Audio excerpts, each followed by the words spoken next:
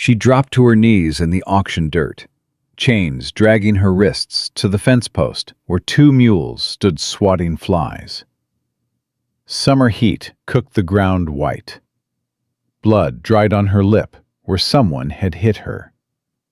She looked up at the stranger with the dead eyes and said the words that split his life clean in half.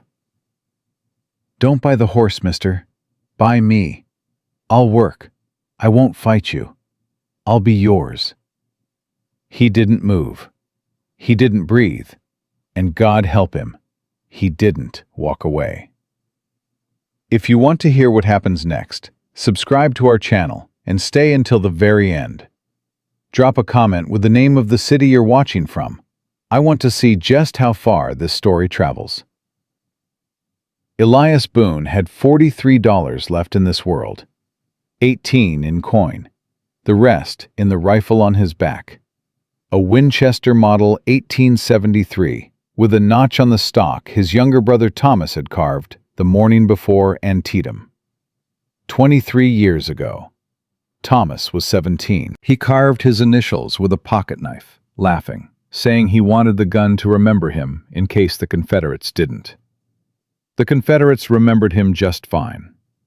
Elias had carried that rifle through every winter since, through the war, through the silence after, through 14 years of ranching alone in Black Hollow Valley, Wyoming Territory, where the land was cheap because nobody in their right mind wanted it. Now the ranch was dying. His last draft horse had gone down with colic 6 days ago. Fences needed mending. Creek was low. Hay wasn't cut.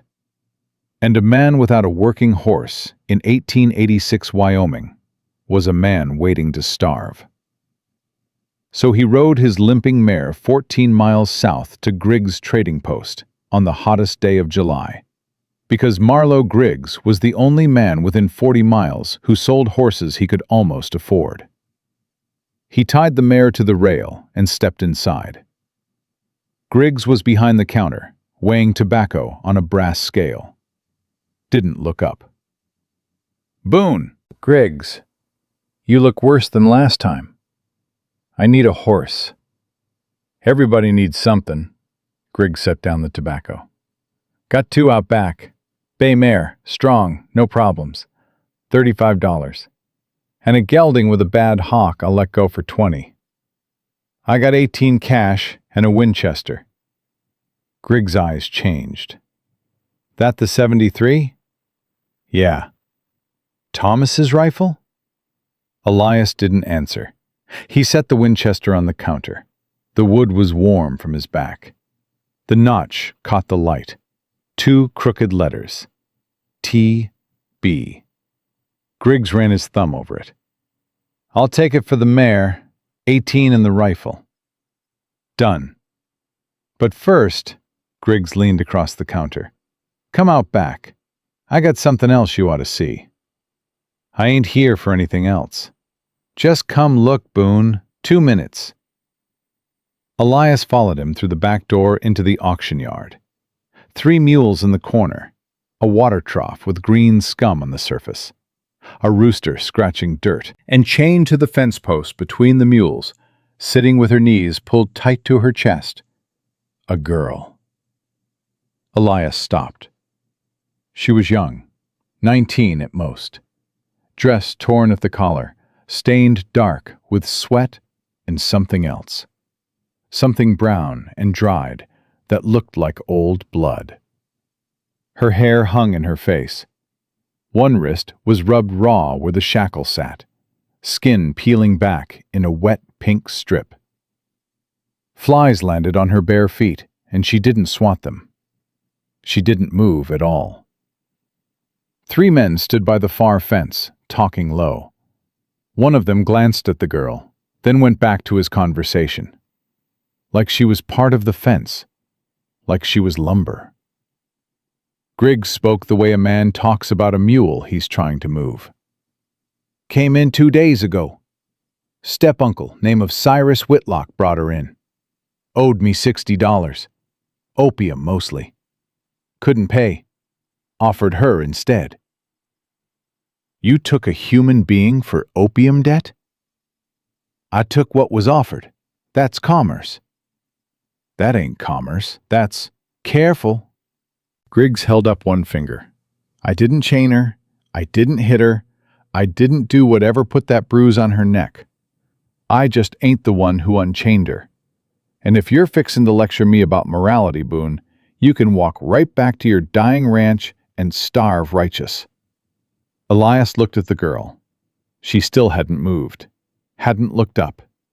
Her breathing was shallow, controlled. The kind of breathing a person learns when being noticed means being hurt. Then he saw her hands. 2 fingers on her left hand were crooked, healed wrong, broken and never set. And on the inside of her right forearm, just above the shackle, a row of small, round scars. Uniform, deliberate. Cigar burns. Elias felt his jaw lock so tight his teeth ached. "What do you want for her?" he said. He hated the words before they finished leaving his mouth. Hated that they made sense in this yard, in this territory, in this version of the world where a man could ask that question about a person. Griggs shrugged. 20? She's skinny, but she works, can cook supposedly. Quiet. I already gave you the 18 and the rifle for the horse. So pick one, Griggs smiled. Horse or the girl? Elias looked at the mare through the barn slat. Strong, healthy. The horse would save his ranch. The horse was the smart choice. The horse was survival. He turned back to the girl. Give me the girl. Keep the horse. Griggs blinked. You came here for... I know what I came here for. Boone, you're going to walk home with no horse, no rifle, no money, and a half-starved girl who ain't gonna... The key, Griggs. Griggs stared at him. Then he laughed. Short and ugly, like a dog bark. Your funeral. He tossed a small iron key. Elias caught it left-handed. He walked toward the girl. Slow. Hands open where she could see them. He stopped 3 feet away and knelt in the dirt. She still hadn't looked up. I'm gonna unlock this chain, he said quietly. That's all. Nothing else. No answer. But her breathing changed, just slightly. Faster. She was listening. He reached for the shackle. The lock was crude, a simple pin. The key turned rough. The chain dropped into the dirt with a sound like a dead snake hitting rock. She pulled her wrist to her chest and held it against her ribs. The raw skin wept clear fluid. She made no sound. Elias stood, took 2 full steps back. Can you stand? She nodded once. My mare's out front. She'll carry you. Then the girl looked up. Pale gray eyes, steady, dry. No tears, no gratitude, no softening. Just a flat, hard calculation. She was measuring him, reading his hands, his stance, the distance between them, the distance to the gate. Figuring out what kind of man spends everything he has on a stranger and then steps back instead of forward. Where? She said. My ranch, 8 miles north. What do you want me to do there? Whatever you want. Something shifted behind her eyes. Not trust, suspicion, but a different kind. Like she'd braced for a blow and caught air instead. That ain't how this works, she said. It is now. She stood, taller than he expected. Thin. The kind of thin that meant weeks of not enough, not days. But she stood straight. She kept her eyes on his hands. They walked through the trading post. The 3 men by the fence stopped talking and watched. One of them, a heavy man in a sweat-stained hat, leaned toward his friend and said, loud enough to carry, Boone bought himself a girl. Ain't that something? Elias kept walking. Clara kept walking. Bet she don't last a week, the other man said. Whitlock'll come collect her. He always does. Clara's shoulders tightened, just barely, just enough. Outside, the heat hit like a hand. Elias helped her onto the mare. She mounted easy. She'd ridden before. She gripped the saddle horn with her good hand and pressed the wounded wrist against her stomach. Griggs stood in the doorway, already cleaning the Winchester with a rag. "Hey, Boone." Elias didn't turn. "Whitlock's gonna come looking. You know that." "Let him. He's got friends. The Denton boys run with him now. 3 of 'em. And Cyrus, he don't just want his property back when somebody takes it." Griggs paused. "He wants to make a lesson." Elias took the reins and started walking north. Behind them, the heavy man in the sweat-stained hat was already mounting his horse, heading east, toward the Whitlock claim. Clara saw it. Elias didn't. She said nothing. They walked a mile before either of them spoke. The road north was rutted dirt between sagebrush flats. Grasshoppers cracked out of the weeds. The sun was straight overhead and mean about it. "What's your name?" she asked. "Elias Boone." "I'm Clara." She didn't give her last name. He didn't ask. Another quarter mile. "Those men back there," Clara said. "The one in the dirty hat. He was riding east." "Yeah. East is where Cyrus lives." Elias kept walking. His hand found the empty space on his back where the Winchester used to ride. Muscle memory. The gun was gone. He had a skinning knife on his belt and nothing else. "How far?" he asked. "His claim's maybe 9-10 miles east of Griggs' place." "How long before he comes?" Clara was quiet a moment. "Depends how drunk he is. If he's sober, tonight. If he's on the pipe, maybe 2 days. But he'll come, Elias. He always comes back for what he thinks is his." "You ain't his." "I know that. He don't." They walked another mile. The ranch came into view past a low ridge. Cabin, barn with a sag in the roof, corral fence broken in 6 places. A creek running low along the south side. 3 chickens in the yard. Clara looked at it a long time. "This yours?" "What's left of it." "It's quiet." "Yeah." Cyrus's place was never quiet. Something was always breaking. Someone was always yelling. Dogs barking, bottles smashing. She paused. "I forgot what quiet sounded like." Elias helped her down. She winced when her bare feet hit the hot ground, but said nothing about it. He pointed at the cabin. "Bed's inside. It's yours. I sleep in the barn." She looked at him sharp. "You gave up $30 and your brother's rifle, and you're sleeping in the barn." "I didn't give it up for you. I gave it up to get you out. There's a difference." "Griggs didn't think so." "Griggs chains girls to fence posts. I don't much care what Griggs thinks." Clara looked at the cabin door. It was open. Afternoon sun threw a gold stripe across the floor. No lock, no bolt, no bar. "What if I leave in the night?" she said. "Then you leave." "You won't come after me?" "No." "Why not?" "Because you ain't mine, Clara. You ain't anyone's.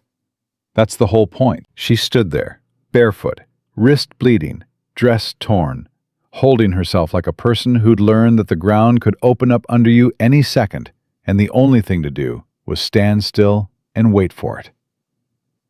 "Elias." "Yeah?" "If you're lying, if this is just a slower kind of cage, I will burn this cabin to ash while you sleep. I ain't saying that to scare you. I'm saying it so we're honest." He looked at her. 19 years old, starved, thin, burned, broken fingers, eyes like winter slate, and not 1 ounce of quit in any of it. "That's fair," he said. She walked inside. Elias went to the barn. He unsaddled the mare, hung the bridle on a nail, and stood in the doorway looking north toward nothing. No rifle, no money, no horse that could work. Fence broken, hay uncut, creek dropping. And somewhere east, a man named Cyrus Whitlock was about to find out that the girl he considered currency had been taken by a broke rancher with a bad back and a skinning knife. The heavy man in the sweat-stained hat was probably at the Whitlock claim already, knocking on the door, telling Cyrus the news. Elias sat on a hay bale and rubbed his face with both hands. "What have you done, you fool?" he said to the empty barn. But he already knew. He'd done the only thing Thomas would have expected of him, the only thing his mother would have recognized, the only thing that separated him from every other man in that auction yard who looked at a girl in chains and saw lumber. Inside the cabin, Clara sat on the edge of the bed. She didn't lie down. She listened, counted the sounds. Chickens, creek, wind through a crack in the wall, a horse shifting weight in the barn. No footsteps coming toward the door. She checked the door again. Still open. Still no lock. She pulled the thin blanket to her chin, sat with her back against the wall, and kept her eyes on that doorway. Not because she was afraid of Elias Boone, because she was afraid of Cyrus Whitlock. And if that man in the sweat-stained hat was riding east, then fear wasn't paranoia. It was arithmetic. She whispered to the empty room, "If this is real, don't let him find me." She wasn't talking to God. She'd stopped talking to God 3 years ago, the first time Cyrus put a cigar out on her arm and told her to say thank you. She was talking to the cabin, to the walls, to the unlocked door and the man in the barn who had given up everything and asked for nothing.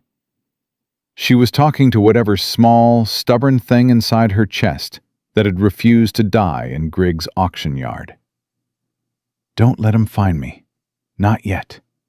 Just give me one night."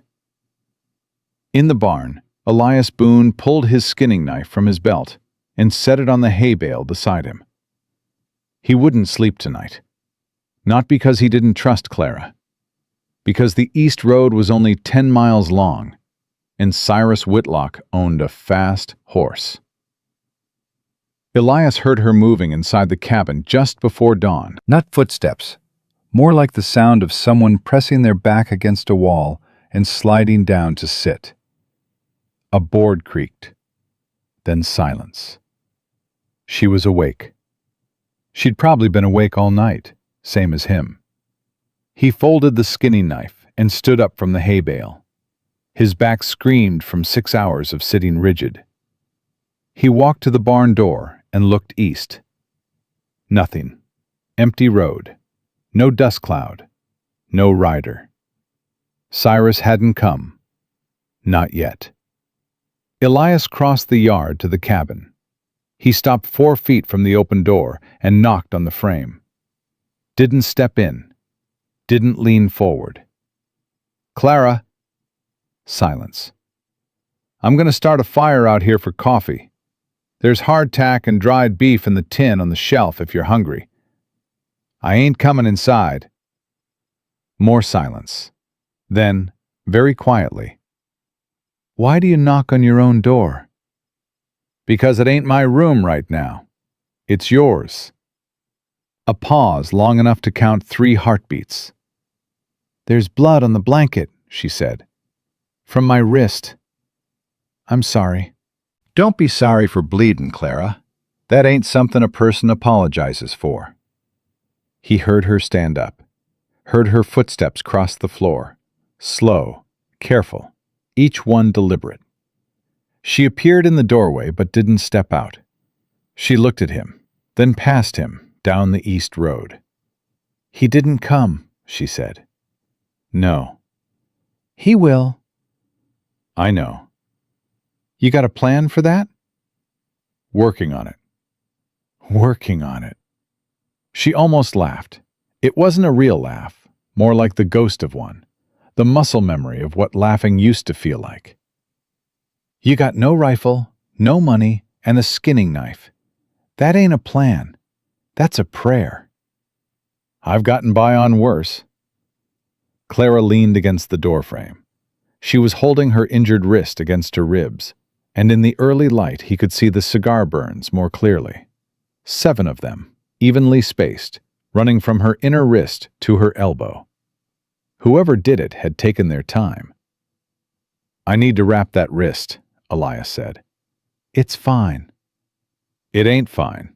It's gonna fester in this heat. I got clean cloth in the barn. She looked at his hands, then at his face, then at his hands again. Bring the cloth out here, she said. I'll do it myself. All right. He brought the cloth, a strip of clean cotton he'd been saving to patch his only good shirt. He set it on the porch rail and stepped back. She picked it up, wound it around her wrist tight and quick. She'd done this before. She knew how to dress a wound in the dark, by feel, without making noise. That knowledge sat heavy in Elias's chest. He built a fire in the pit outside and boiled water for coffee. She sat on the porch step and watched. Neither of them spoke for a while, and the silence wasn't empty. It was the kind of silence between two people who understood that words cost something, and you didn't spend them without cause. How long you been out here alone? Clara asked. 14 years? 14 years. No wife. No family. Had a brother. Lost him at Antietam. How old was he? 17. Clara's jaw tightened. She looked down at her wrapped wrist.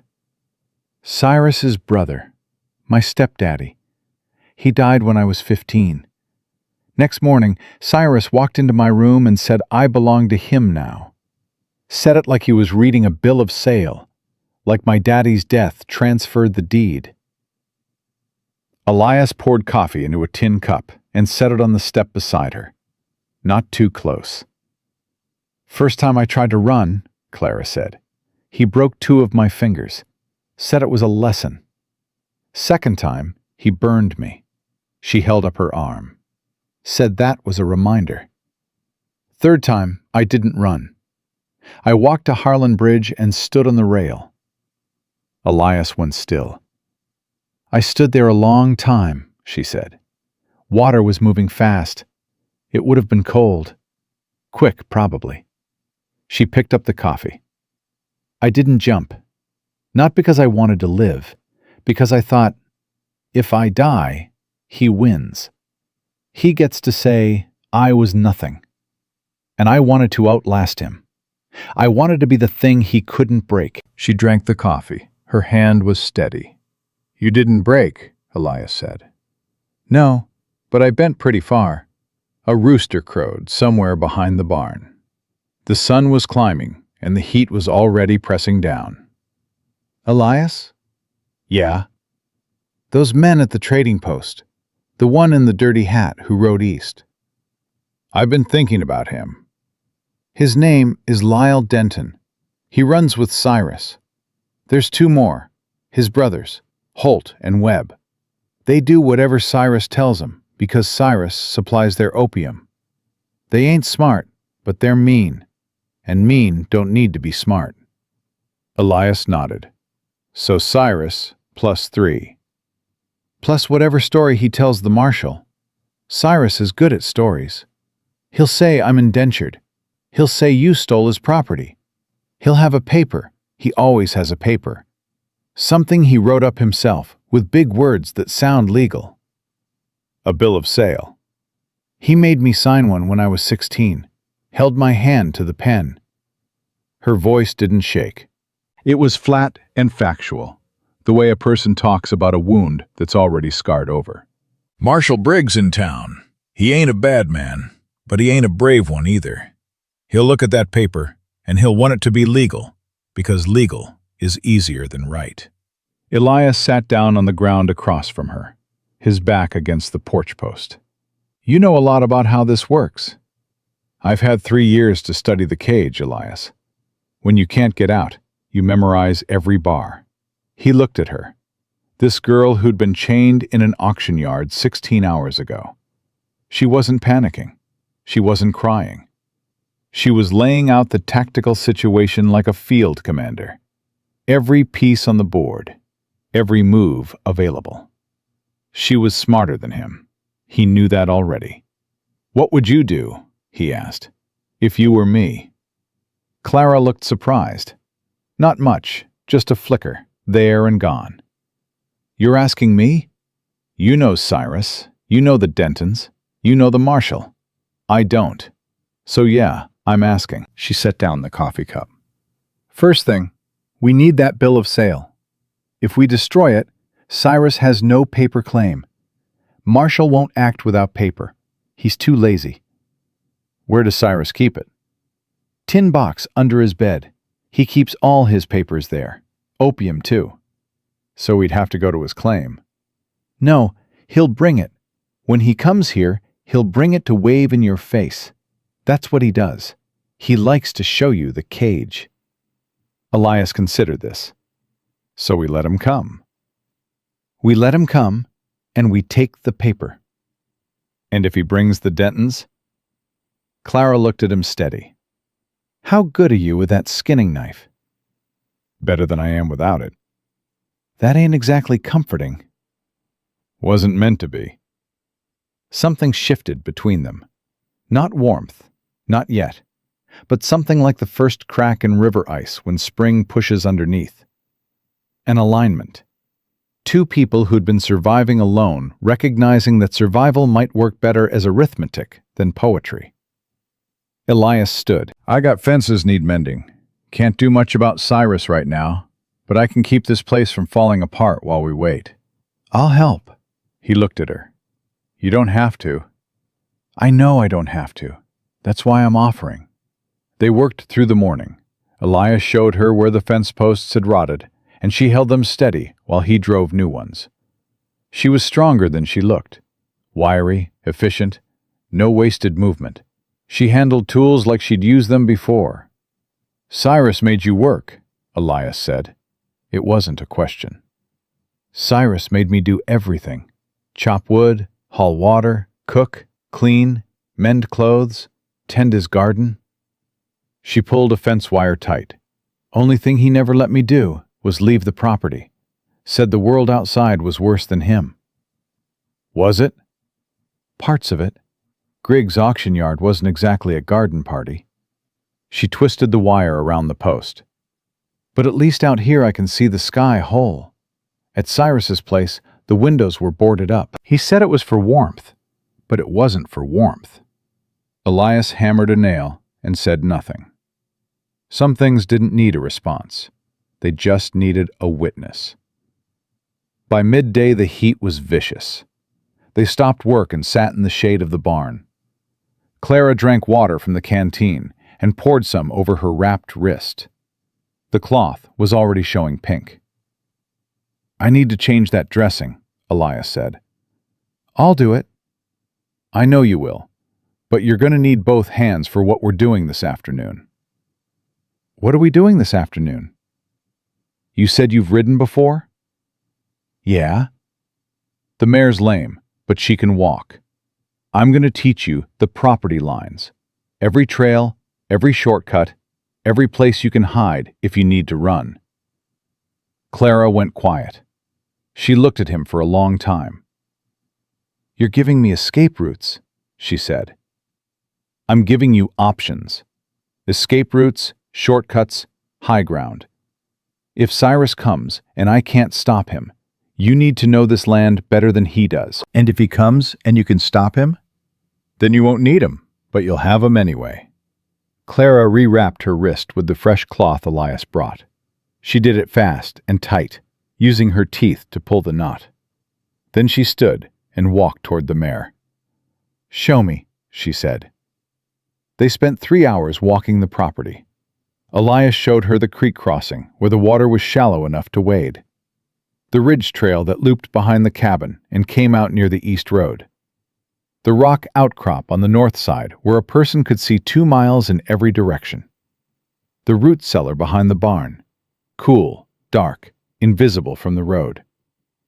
Clara memorized everything. She didn't ask him to repeat himself. She asked questions, smart ones. Where does the creek go? Who owns the land south? Is there a town closer than Griggs' place? What's the fastest way to the marshal's office if she needed to get there alone? You think like a soldier, Elias said. I think like a prisoner, she corrected. Soldiers plan attacks. Prisoners plan escapes. Different skill. Late afternoon. The heat broke just enough to breathe. They were sitting on the porch when Clara said, Elias? Yeah? Last night you said you sleep in the barn. That's right. You slept in the barn because of me. I slept in the barn because it's your room, and you deserve a door you can close. You slept in the barn because you wanted me to know I'm safe. He didn't answer. She was right, and they both knew it, and saying it out loud would make it something it wasn't ready to be. Clara stood up. She went inside and came back carrying the thin wool blanket from the bed. She walked to the barn and hung it over the rail of the nearest stall. What's that for? Elias asked. Your back's been hurting since this morning. I can tell by the way you stand up. Hay bales ain't a bed. This ain't much, but it's better than nothing. She went back inside without waiting for him to respond. Elias stood in the yard, looking at the blanket on the rail.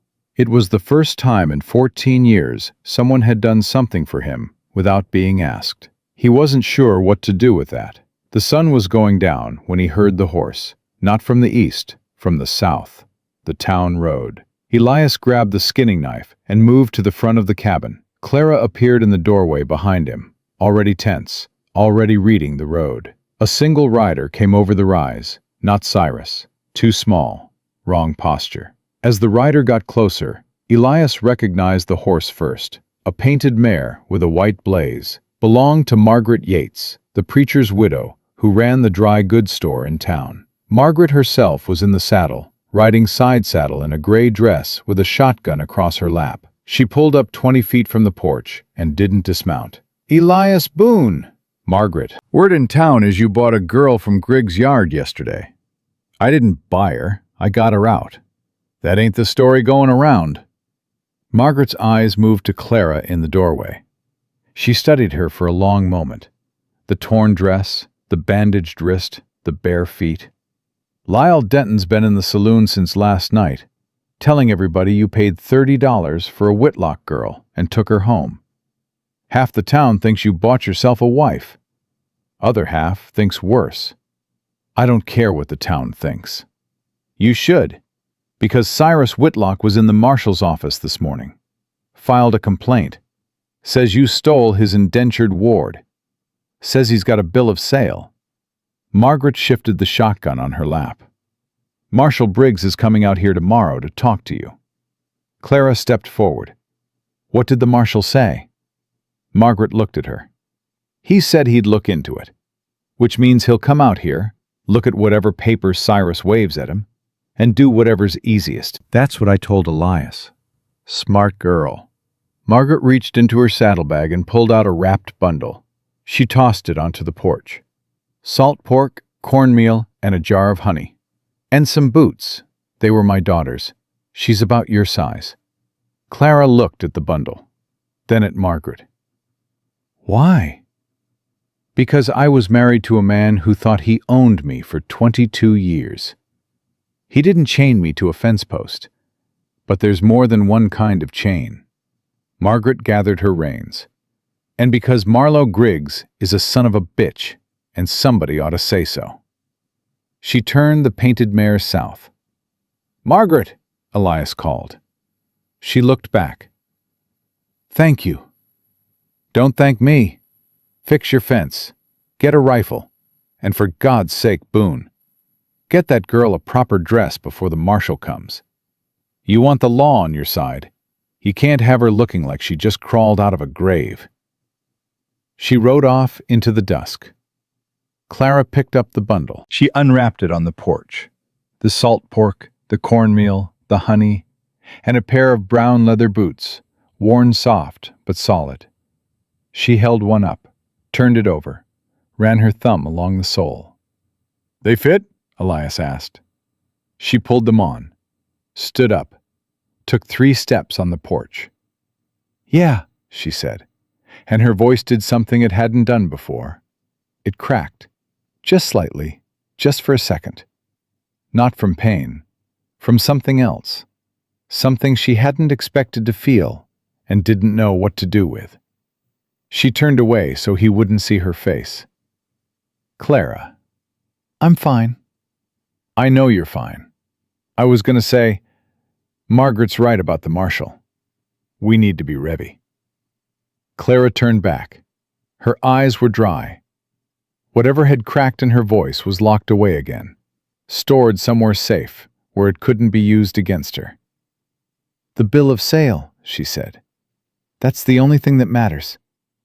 If Cyrus shows that paper and the marshal accepts it, I go back.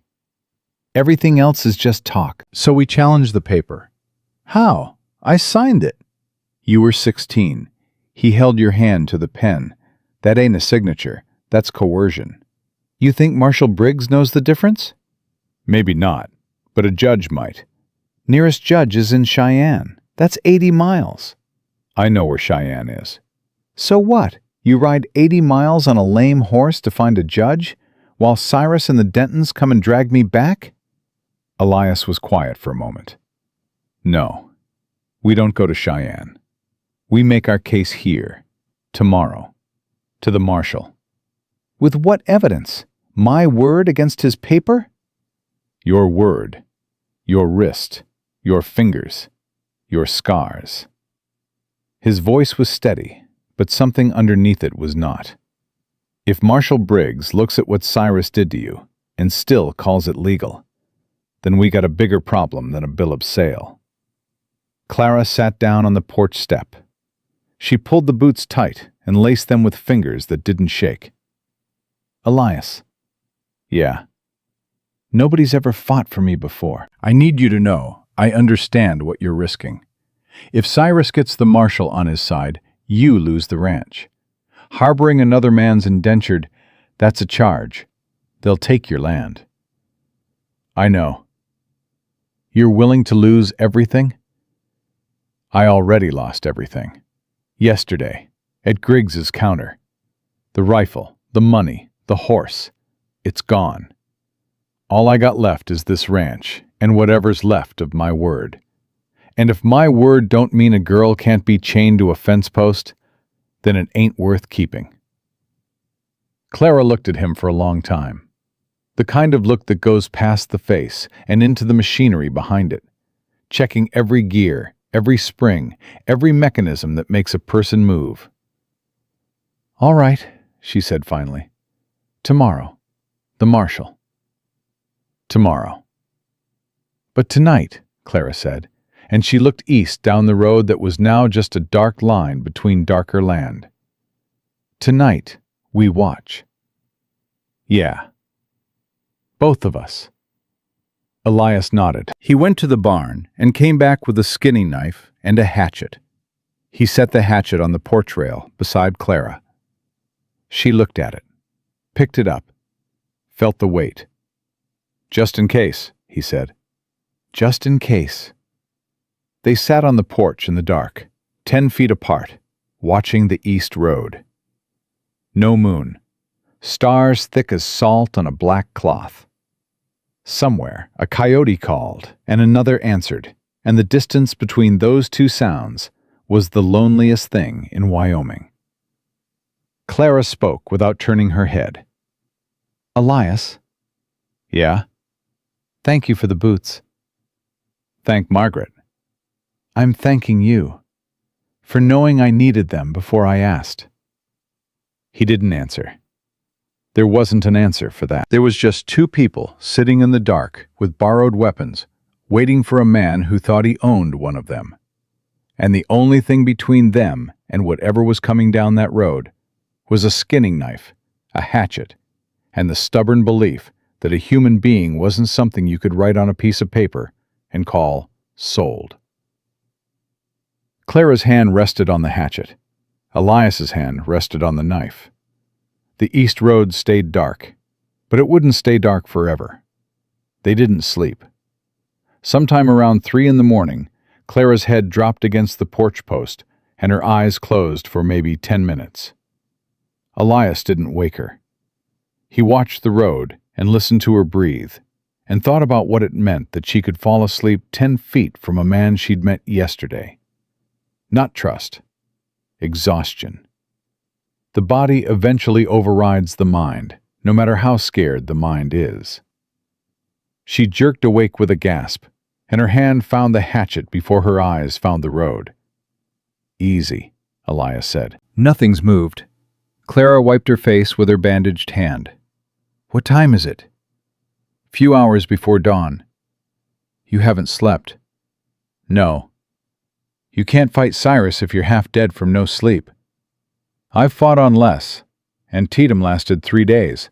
I slept maybe 4 hours total." Clara pulled her knees up. "Tell me about your brother."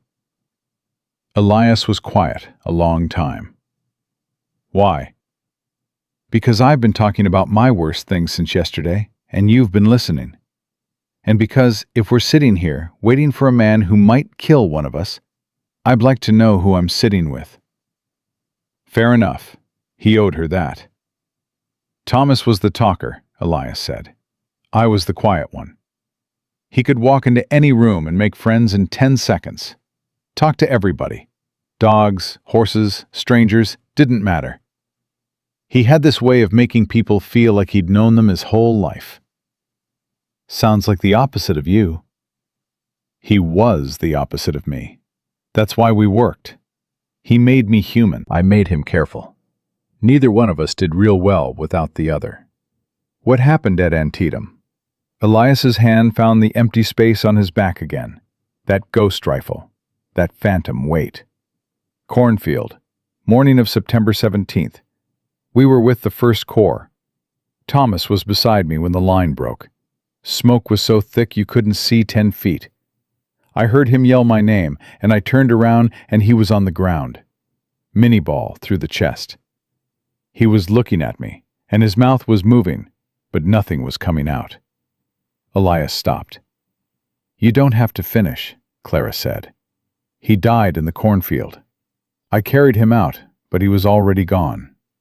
Took me 2 hours to find a place to put him down.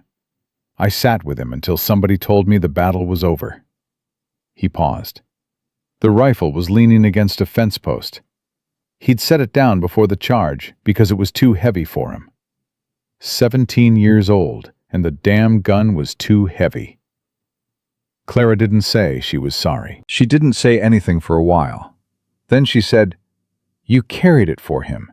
23 years. And you gave it up for me." "I gave it up for the right reason. Thomas would have done the same. Probably would have punched Griggs, too. He wasn't as patient as me." Something almost like a smile crossed Clara's face. Almost. "I think I would have liked Thomas. He would have liked you. Would have talked your ear off." Dawn came slow and mean. By the time the sun cleared the ridge, the heat was already building, pressing down like a hand. Clara went inside and changed into the dress Margaret had left. Plain gray cotton. Simple. Clean. She laced the boots and tied her hair back with a strip of cloth torn from her old dress. When she came out, Elias looked at her and looked away. "What?" she said. "Nothing. You look like a different person." "I look like a person. That's the difference." He nodded. She was right. They ate cornmeal and salt pork. Clara cooked it over the fire pit. Fast, efficient, no waste. She divided it evenly. Elias tried to give her more and she pushed it back. "Equal," she said. "If we're doing this, we're doing it equal." "Yes, ma'am." "Don't call me ma'am. I'm 19. "Yes, Clara." Mid-morning. The heat was brutal. Clara was in the yard rewrapping her wrist when Elias heard it. Hooves on packed dirt. More than one horse. Coming from the south. The town road. Clara! She was already on her feet, already reading the sound. 2 horses, maybe 3. Get the hatchet. It's on the porch. Get behind me. No. He turned. She was standing in the yard with her chin up and her hands at her sides, and she wasn't moving. Clara, get behind. I said no. I spent 3 years hiding behind doors and under beds and in root cellars. I ain't hiding anymore. Whatever comes up that road, I'm standing right here when it arrives. Elias wanted to argue. Didn't have time. 2 riders crested the rise. The first was Marshal Tom Briggs, a thick man in a brown coat on a dun horse, badge catching the sun. Behind him rode a second man, older, thin, wearing a black vest and a flat-brimmed hat. No Cyrus. No Dentons. The marshal pulled up 20 feet from the porch, same spot Margaret had stopped last night. He looked at Elias, then at Clara, then back at Elias. Boone. Marshal, you know why I'm here. I can guess. Briggs shifted in his saddle. He didn't look comfortable. Cyrus Whitlock came to my office yesterday. Says you took his indentured ward from Griggs' trading post without his consent. Says he's got a bill of sale. Says he wants her back. She ain't his to take back. He's got a paper says different. A paper he forced a 16-year-old girl to sign while he held her hand to the pen. That ain't a contract. That's assault. Briggs rubbed his jaw. That's a serious accusation, Boone. Look at her wrist, Marshal. Look at her hand. Count the burn scars on her arm. Then tell me my accusation is serious. Briggs looked at Clara. She didn't flinch. She held up her left hand. The 2 crooked fingers, healed wrong, bones set at angles that made Briggs wince even from 20 feet away. Then she pushed up her sleeve and showed the cigar burns. 7 circles. Neat. Deliberate. The second rider, the man in the black vest, leaned forward in his saddle. Good Lord. This is Judge's Clerk Harlan Pruitt, Briggs said, out of Cheyenne. He was in town on other business. I asked him to ride along. Pruitt dismounted. He was older than he'd looked from a distance, 60 maybe, with sharp blue eyes and a mouth set in a permanent line of displeasure. He walked toward Clara and stopped 6 feet away. Miss, may I see your arm? Clara looked at Elias. He gave a small nod. She extended her arm. Pruitt examined the burns without touching her. He looked at the crooked fingers. He looked at the bandaged wrist, the raw skin underneath still weeping through the cloth. How old are you? He asked. 19. How old when this began? 16. Who did this to you? Cyrus Whitlock, my step-uncle, after my stepdaddy died. Pruitt straightened up. He turned to Briggs. Marshal, in my professional opinion, whatever document Mr. Whitlock possesses is almost certainly signed under duress. A minor coerced into indenture by a guardian is not a legal contract in Wyoming Territory. It's not a legal contract anywhere. Briggs shifted again. Pruitt, I hear you. But Cyrus has got people in town who back his claim. The Denton brothers, a few others. If I just dismiss his complaint, there's gonna be trouble. There's already trouble, Clara said. Every man looked at her. There's been trouble for 3 years, she said. The trouble ain't new. You're just seeing it for the first time because I'm standing in daylight instead of locked in a house with boarded windows. The trouble is Cyrus Whitlock walking free in your town, while I've got 7 burns on my arm and 2 fingers that don't close right. That's the trouble, Marshal. Not me. Not Elias Boone. Cyrus. Silence. Briggs took off his hat and wiped his forehead. Pruitt spoke first.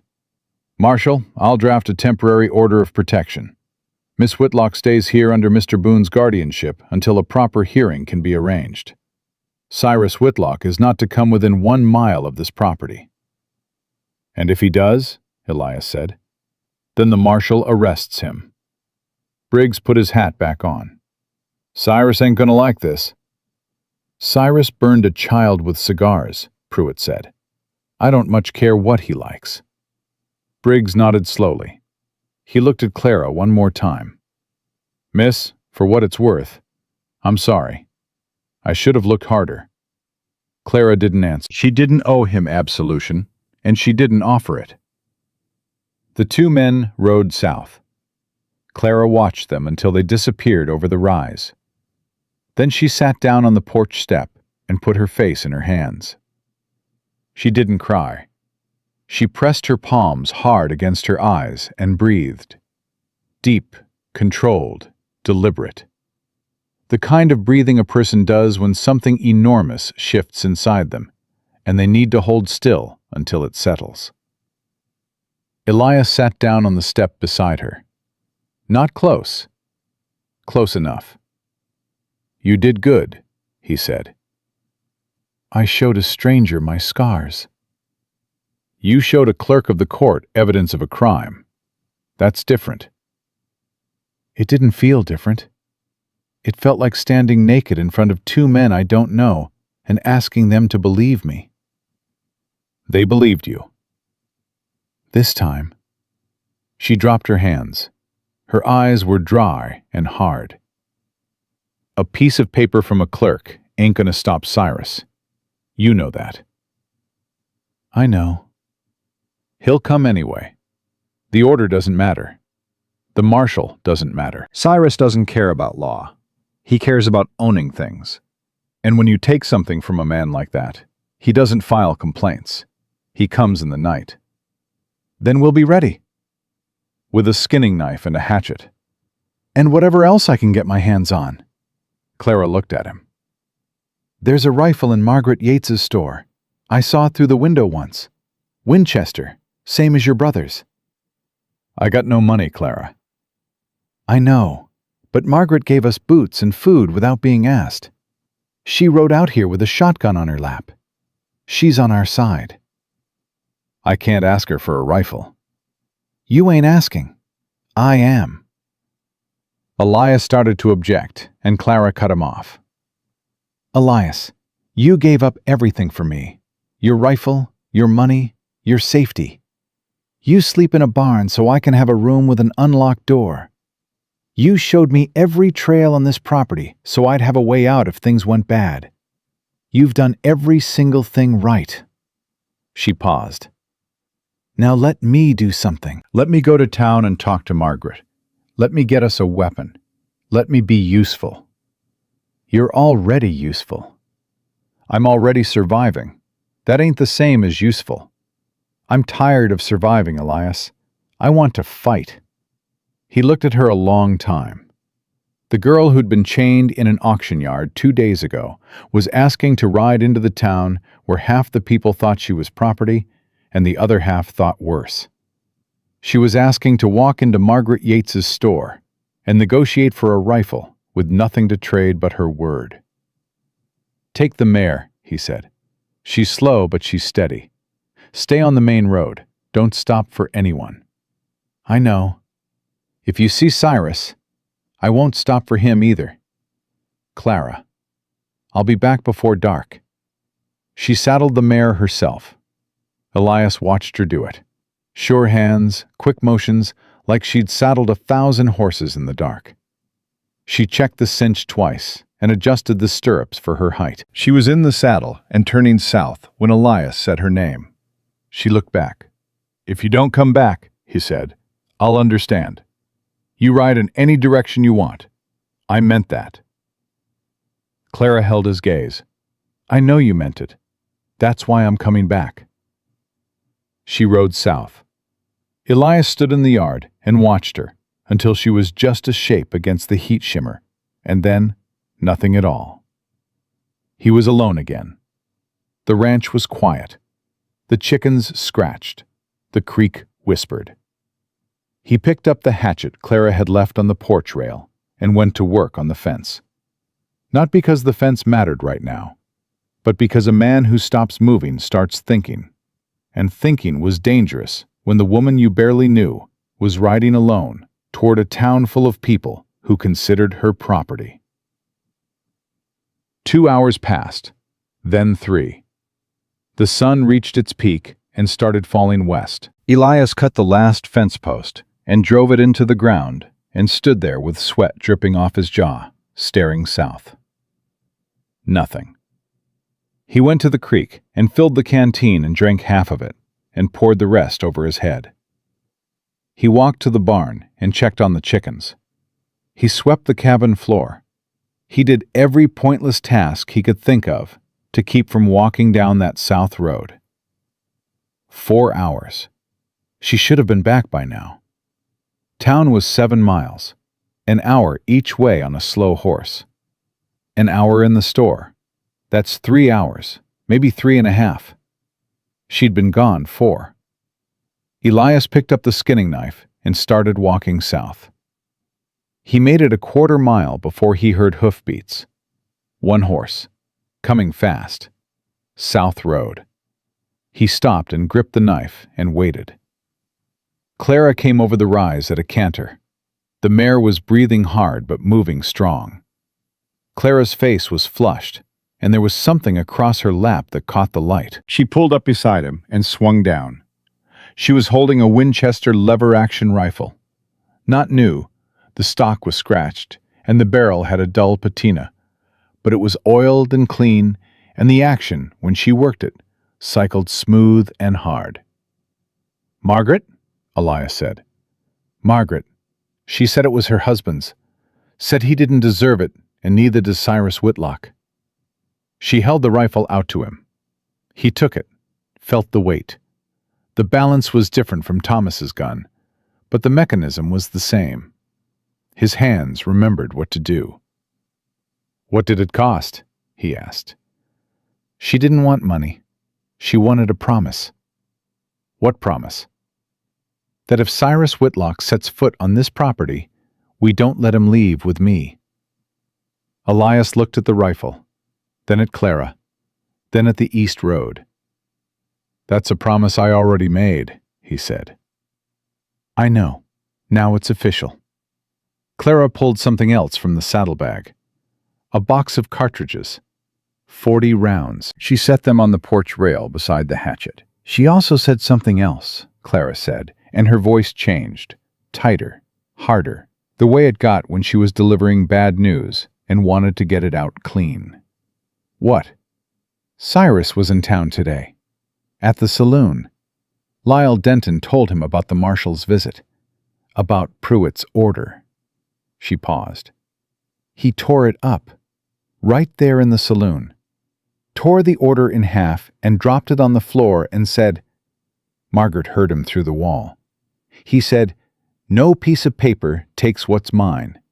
I'm going to that ranch and I'm bringing her back if I have to burn it to the ground." Elias felt his heartbeat change. Not faster. Slower. The way it used to slow before a battle. The body shifting from thought to action.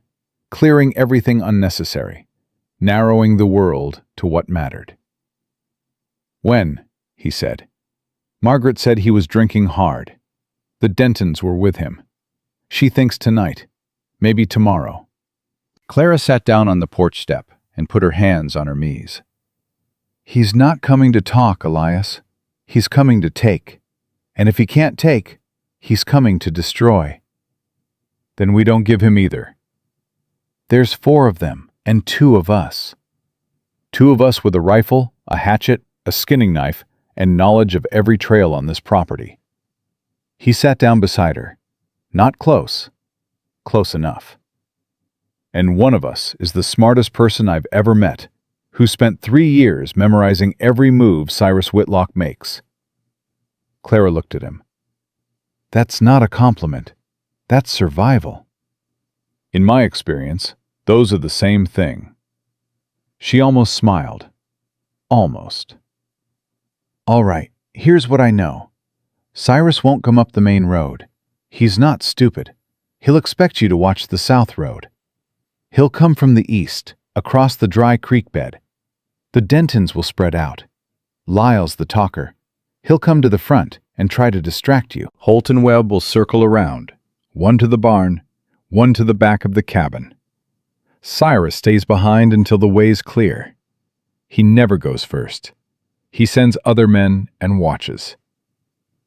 You've seen him do this before? I've seen him run off 3 different men who owed him money. Same pattern every time. Lyle talks, the brothers flank, Cyrus waits. And when it's over, Cyrus walks in like he won a war he never fought. So we break the pattern. We break Lyle. He's the weakest. He talks big, but he's never been hit hard in his life. One good shot near his head and he'll run. Without Lyle, Holt and Webb don't know what to do. They'll hesitate, and Cyrus won't come in without cover. Elias loaded the Winchester, 14 rounds in the tube. He worked the lever once, chambering the first round. The sound was the most comforting thing he'd heard in 2 days. "I'll take the ridge," he said. "North side. I can see the east approach, the creek bed, and the barn from there. You stay in the cabin with the hatchet. Door closed. If anyone comes through that door who isn't me, you swing." "No, Clara, no. I'm not hiding in the cabin waiting to find out if you're alive. I'm done waiting." She stood up. "Put me on the porch. I can see the front yard and the south road. You take the ridge. When Lyle comes up to talk, I keep him focused on me. You watch for the brothers." "You want to be the bait."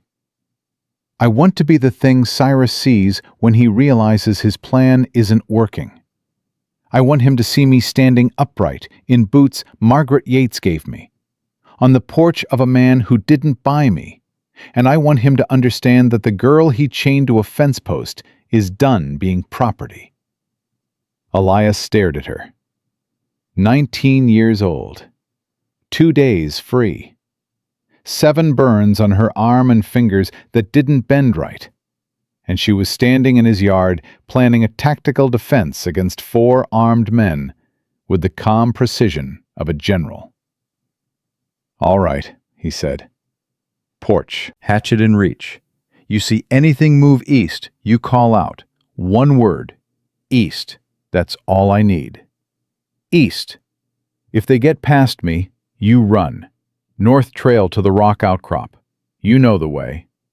"I know the way, but I ain't running." "Clara." "I said I ain't running, Elias. Not from him. Not ever again."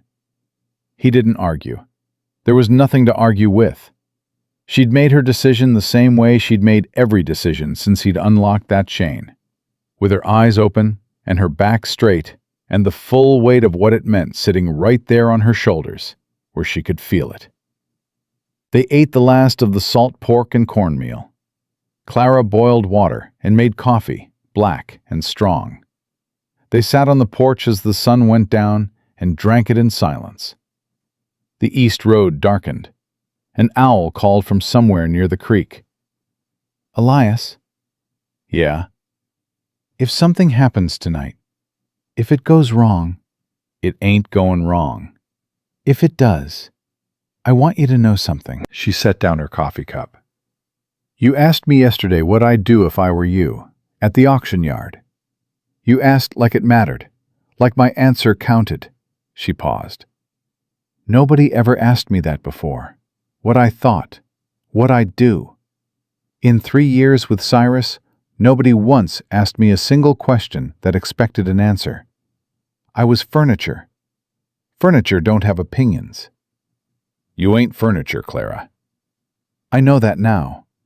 I didn't know it 2 days ago. Or maybe I knew it, but I'd stopped believing it. There's a difference between knowing something and believing it.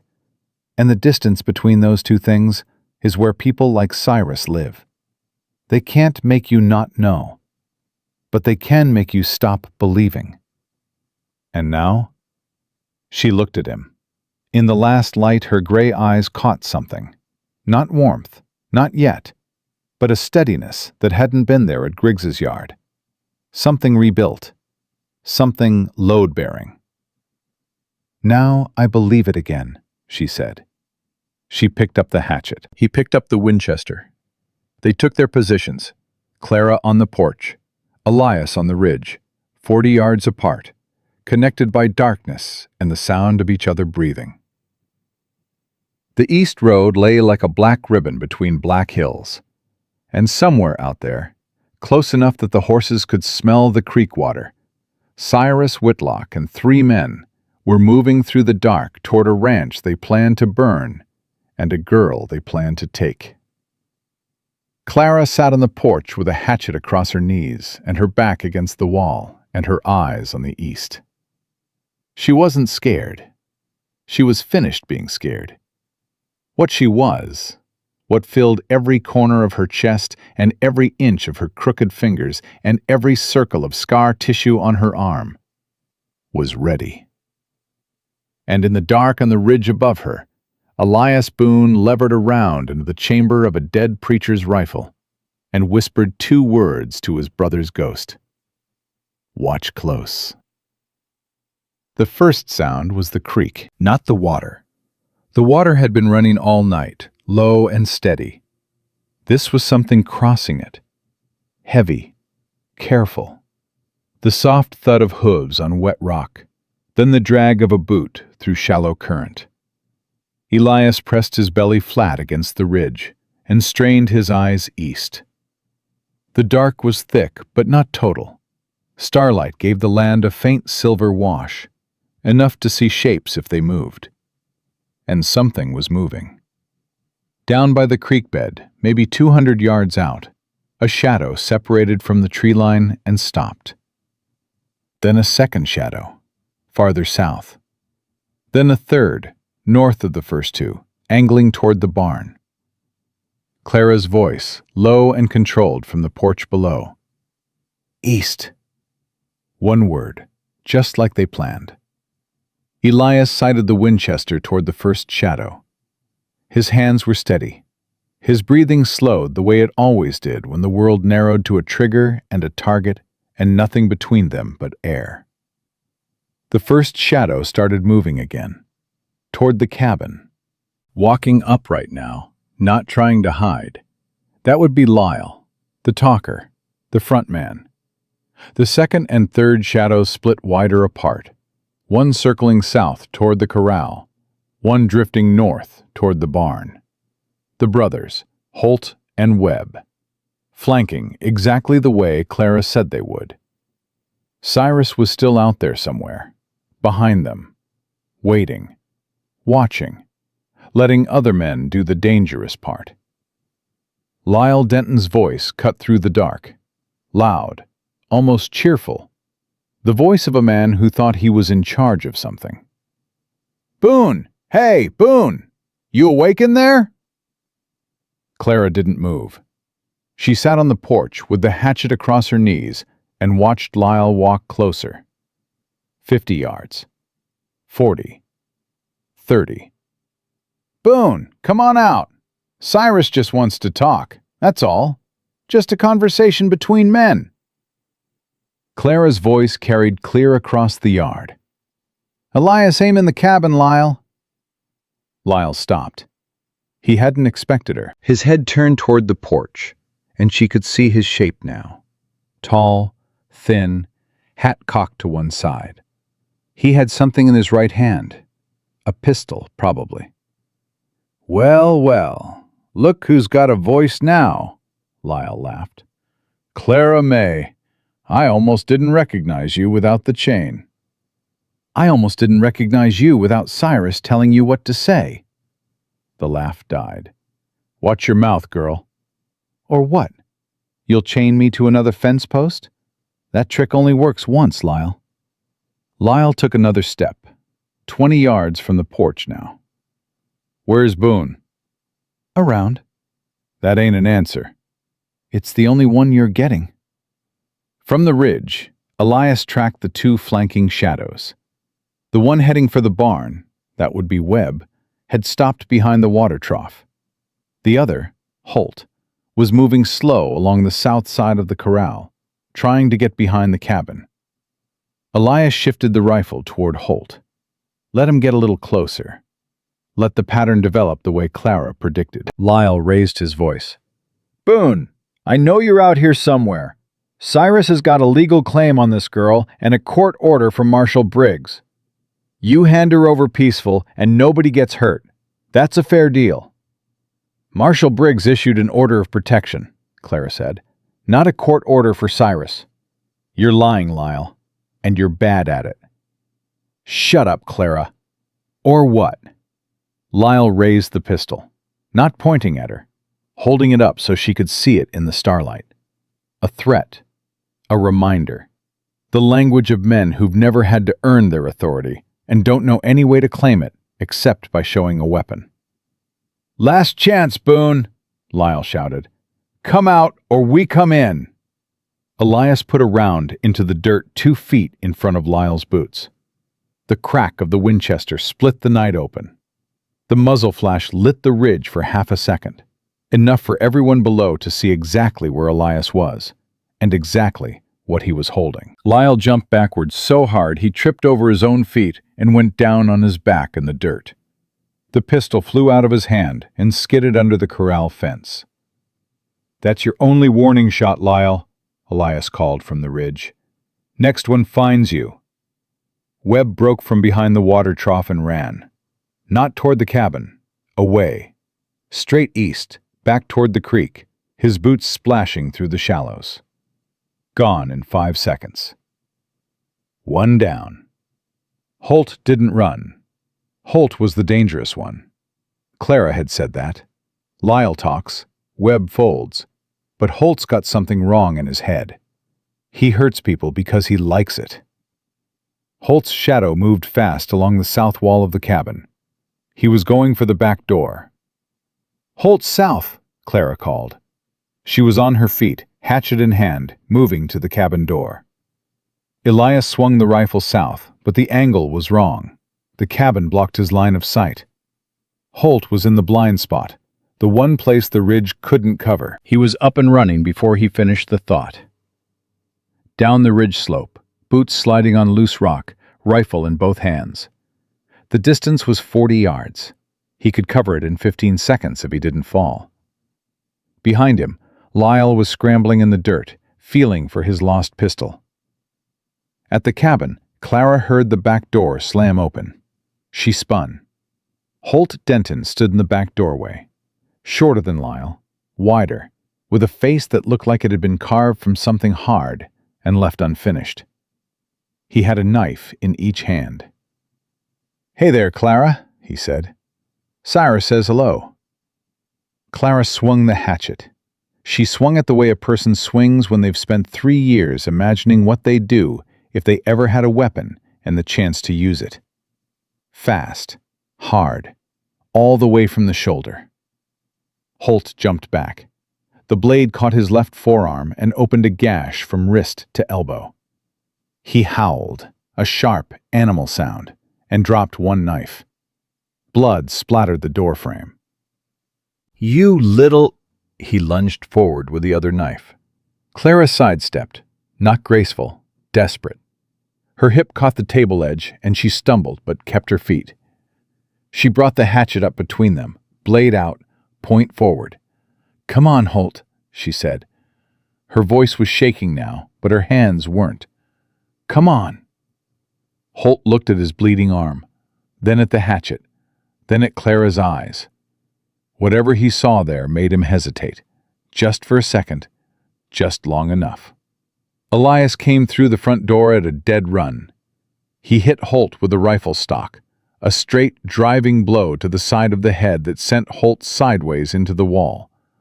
Holt's remaining knife clattered to the floor. He slid down the wall, conscious but not moving, blood from his arm pooling underneath him. Elias stood over him, breathing hard, the rifle leveled at Holt's chest. "Stay down." Holt looked up at him with cloudy eyes. "Cyrus is going to kill you, Boone." Cyrus ain't here, is he? Cyrus sent you. That's what Cyrus does. He sends other men to bleed. From outside, Lyle's voice, high, panicked. Cyrus! Cyrus! It's gone wrong! Boone's got a rifle! Webb's run off! Holt's down! Elias grabbed Holt by the collar and dragged him out the front door onto the porch. Holt's arm left a dark smear across the floorboards. Elias sat him against the porch rail and turned toward the yard. Lyle was standing 30 feet away with his hands up. No pistol. He'd given up looking for it. His face was pale in the starlight, and his legs were trembling. On the ground, Lyle. Face down. Hands behind your head. Lyle dropped like his strings were cut. Face in the dirt, hands behind his neck. Clara, you all right? She was standing in the cabin doorway with the hatchet still raised. Her whole body was vibrating. Not fear. Not anymore. Adrenaline. The shaking that comes after you swing a blade at a man's arm and connect.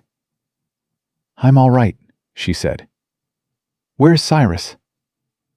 Good question. Elias scanned the dark. Webb had run east. Lyle was in the dirt. Holt was bleeding on the porch. But Cyrus Whitlock was nowhere. Then a match flared by the barn.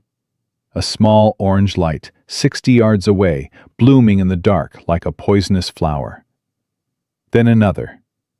And the smell hit. Kerosene. Thick, chemical, unmistakable. Cyrus was at the barn, and he was lighting a fire. No! Clara screamed. The hay inside the barn caught fast. The orange glow went from match to bonfire in seconds. Elias heard the mare screaming inside, a high, terrible sound that cut through everything. He ran. 40 yards to the barn. The heat hit him at 20. At 10, the smoke was thick enough to taste. He hit the barn door with his shoulder, and it flew open. Inside was orange and black and roaring. The mare was tied to her stall, rearing, eyes white, hooves cracking against the boards. Elias cut the rope with his skinning knife and slapped the mare's flank. She bolted past him and out the door, trailing smoke. He stumbled after her, coughing, eyes burning. Behind the barn, a shape moved. Cyrus Whitlock stepped out of the shadows like he'd been waiting there all his life. He was smaller than Elias expected, narrow-shouldered, thin-faced, with the hollow cheeks and glassy eyes of a man who'd been smoking opium for the better part of a decade. He wore a long coat, and he held a shotgun at hip level. Boone! Elias raised the Winchester. They stood 15 feet apart, with a burning barn at their backs and the sound of the mare screaming somewhere in the dark. Put it down, Cyrus. You got my property, Boone. You got my girl. I come to collect. She ain't your property. She ain't your girl. She ain't your anything. Cyrus smiled. It was the worst smile Elias had ever seen. Empty, mechanical, the expression of a man who'd learned to imitate human feeling without actually possessing any. I got a bill of sale says different. A paper you forced a child to sign. She signed it, don't matter how. A signature's a signature. Not in Wyoming Territory. Not according to the judge's clerk who was here this morning. Something flickered in Cyrus's eyes. Not fear, irritation.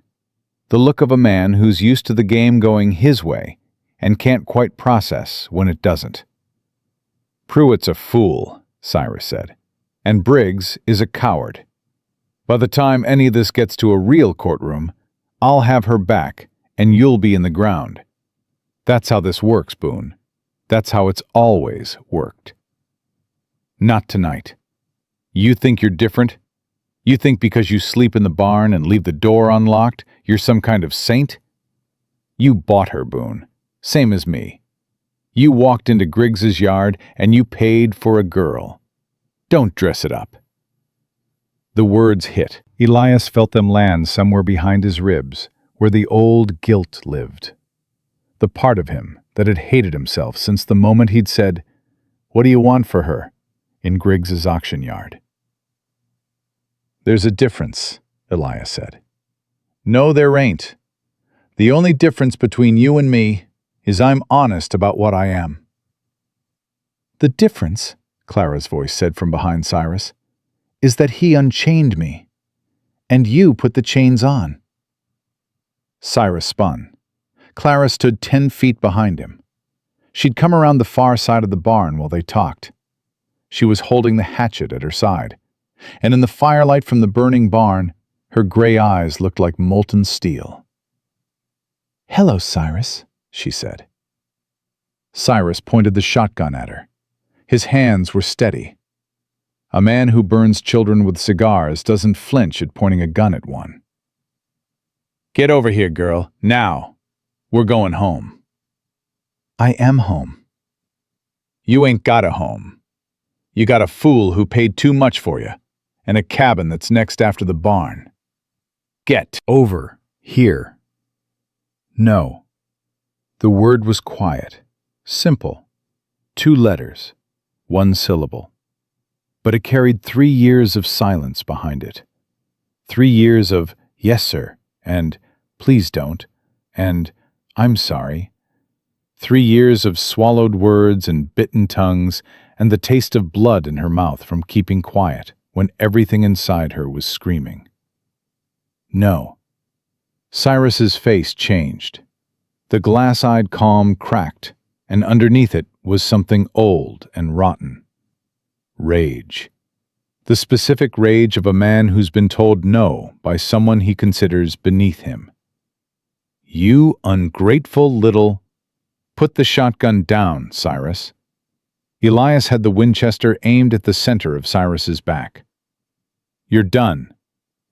"I ain't done. I ain't done till she's back where she belongs." She belongs wherever she says she belongs. And she said no. Cyrus's finger tightened on the trigger. Clara saw it. Elias saw it. The whole world narrowed to the space between Cyrus's knuckle and the trigger guard. "Cyrus," Clara said, "look at me." He looked at her. "You burned me 7 times. You broke my fingers. You locked me in a house with no windows. You sold me to a man who chains girls next to mules. And you know what?" She took 1 step forward. "I'm still here. I'm standing in front of you with a hatchet in my hand and boots on my feet, and I'm saying no. Not because someone told me to, because I'm choosing to. You don't get to choose." "I already did." Cyrus swung the shotgun toward Elias. Elias fired. The Winchester kicked against his shoulder. The round caught Cyrus in the right arm, high, through the meat of the shoulder, spinning him sideways. The shotgun discharged into the dirt, spraying rock and dust. Cyrus fell to his knees, grabbing his shoulder, blood running between his fingers. He screamed. Not a word, just a sound, raw, animal, furious. Elias worked the lever and chambered another round. He walked forward until he was standing over Cyrus Whitlock in the dirt. "You're going to listen to me now," Elias said, "and you're only going to hear this once. That girl is not your property. She never was. No paper, no debt, no blood relation gives a man the right to own another human being. You know how I know? Because I fought a war over that exact question, and your side lost." Cyrus looked up at him. Blood soaked his coat. His eyes were glassy, but conscious. "You shot me." "In the arm. On purpose. The next one won't be." Clara walked forward. She knelt in front of Cyrus. Not close enough to reach, but close enough that he had to look at her. "The bill of sale," she said. "Where is it?" "Go to hell." "Where is it, Cyrus?" He laughed. Wet, ugly, blood on his teeth. Inside coat pocket. Left side. Take it. Won't matter. I'll get another. I'll swear out another and another and another until... Clara reached into his coat and pulled out a folded piece of paper. Brown. Wrinkled. Stained with something dark. She unfolded it and looked at it in the firelight. Her own name, in handwriting that wasn't hers, except the signature at the bottom. Shaky, uneven, the letters of a terrified 16-year-old girl, whose hand was being held to the pen by a man 3 times her size. She tore it in half. Then she tore the halves in half. Then she dropped the pieces in the dirt in front of Cyrus Whitlock and stood up. "There's your paper," she said. Cyrus stared at the pieces. His mouth opened, closed, opened again. For the first time since she'd known him, Cyrus Whitlock had nothing to say. Elias pulled Cyrus to his feet by his good arm. "You're going to town, to the marshal, tonight. You're going to walk in there and you're going to tell Briggs what you did. The chains, the burns, the sale, all of it. And then you're going to sit in his cell and wait for the judge. And if I don't, then I tie you to this mare and drag you there. Your choice. See?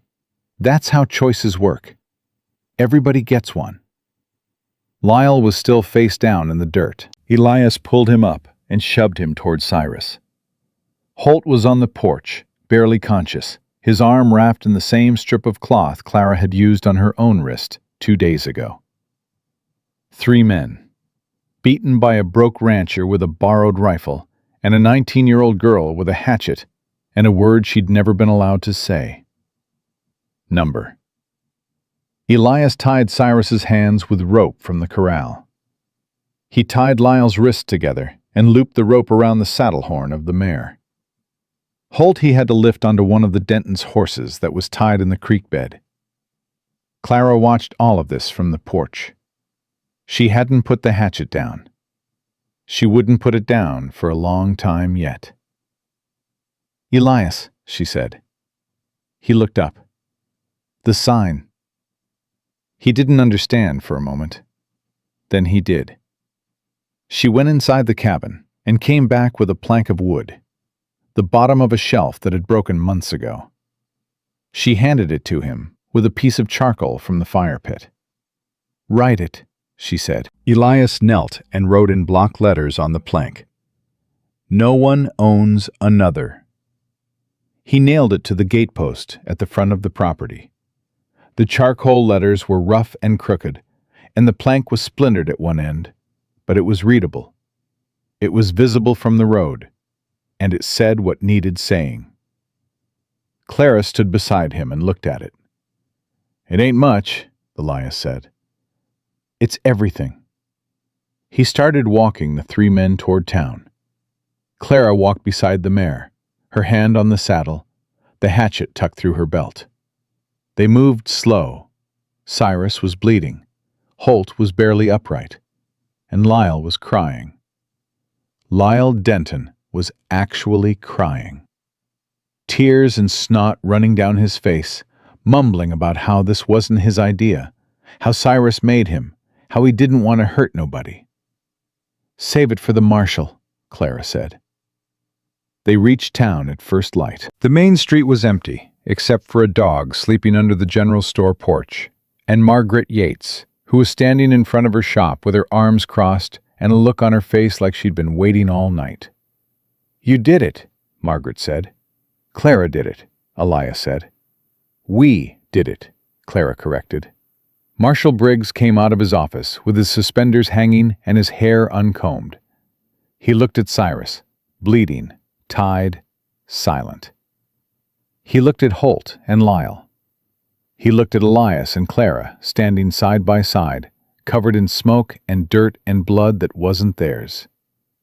"Lord Almighty," Briggs said. "3 for your cell, Marshal," Elias said. "Cyrus Whitlock, arson, assault, attempted kidnapping. Holt Denton, breaking and entering with intent to harm. Lyle Denton, armed trespass. And when you've got 'em locked up, I'd like you to send for Judge Pruitt in Cheyenne. Clara's got a story to tell, and this time it's going in an official record." Briggs looked at Clara. She met his eyes, didn't flinch, didn't look away. "I'll send for him today," Briggs said quietly. Margaret stepped forward. She took off her shawl and draped it over Clara's shoulders. Clara looked at her. Then she did something Elias hadn't seen before. She reached out and took Margaret's hand. Just for a moment. Just a squeeze. Then she let go. Margaret's eyes went bright and wet. She turned away fast and went back into her store. Briggs took the three men inside. The cell door clanged shut. Through the window, Clara could see Cyrus sitting on the bench, holding his bleeding arm, staring at nothing. His face was blank, empty. The face of a man who just discovered that the world he'd built, the world where he owned things and people and nobody said no, had walls. And those walls had just come down. Clara turned away from the window. Elias was leaning against the hitching post, the Winchester across his chest. He looked exhausted. He looked like a man who hadn't slept in 3 days and had fought a battle and walked 7 miles in the dark. He looked old and tired and beaten up. He looked like the best person she'd ever known. "Take me home, Elias," she said. He looked at her. "You sure?" "I'm sure. Because you can ride any direction from here. I meant what I said. You're free."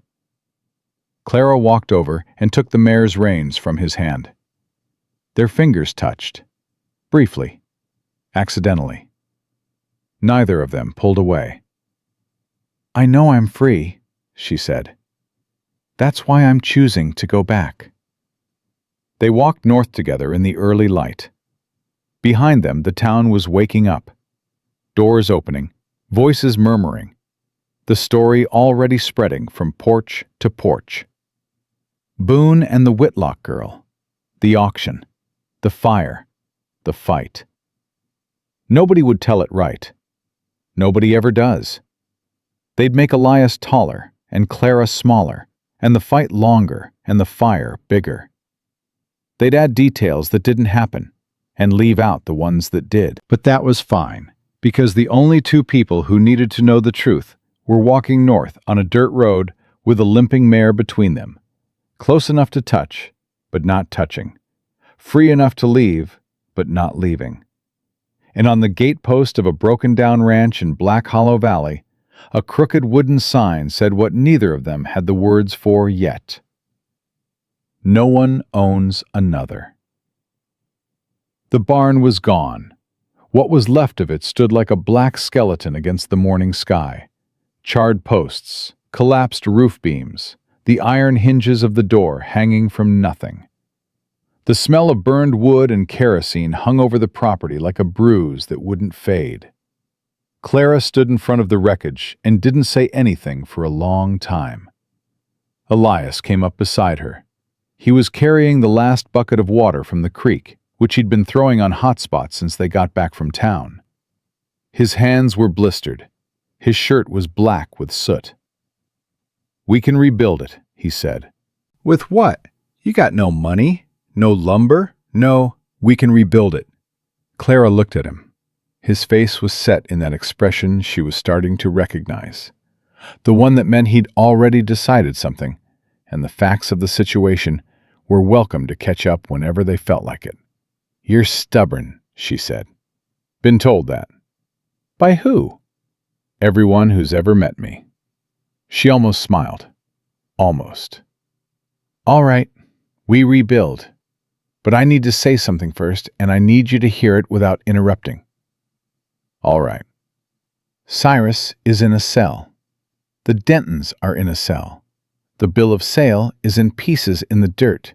That's done. But the hearing with Judge Pruitt, that ain't done. That's coming.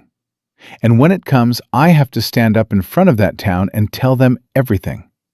Not just the burns, not just the chains, everything. 3 years of everything. Every room, every night, every time he... She stopped. Her jaw tightened. I have to say it out loud, in public. To people who've known Cyrus their whole lives. People who bought opium from him and played cards with him and never once asked why his niece never came to town. I know. It's going to be the hardest thing I've ever done. Harder than the auction yard. Harder than last night. I know that too. I need to know you'll be there. Elias set the bucket down. Clara, I gave up my brother's rifle for you. I slept in a barn for you. I got shot at for you. You think I'm going to miss the part where you win? Something cracked in her face. Not a smile. Something before a smile. The fault line that forms when a person who's been holding everything together for 3 years feels the first real crack and doesn't know whether what's coming through is grief or relief or both. She turned away, fast, walked toward the cabin. Elias let her go. Some things need to happen alone. He worked the rest of the morning, cleared the burned timber from the barn site, stacked what was salvageable. A few boards, some iron hardware, nails he pulled from charred beams with the claw end of a hammer. The mare stood in the corral watching him, calm now, the terror of the fire already fading, the way animals let go of fear once the source is removed. Clara came out around midday. She'd washed her face, changed the bandage on her wrist. Her eyes were dry but swollen.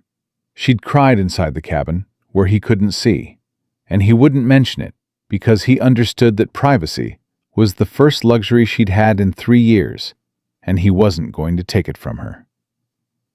I found something, she said. She was holding a wooden box, small, rough-hewn, with a brass latch.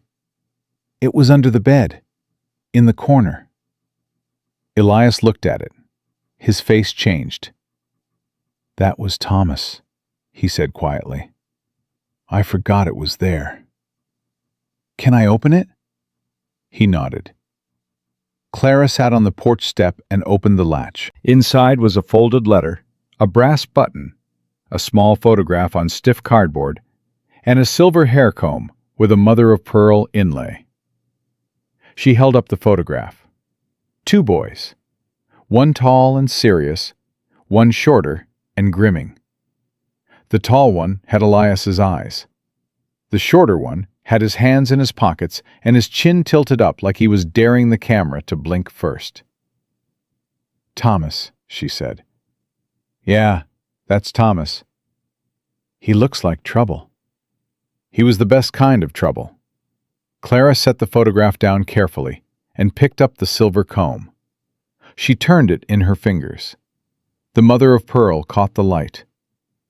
This is beautiful, she said. Where'd it come from? Our mother's. Thomas kept it after she died.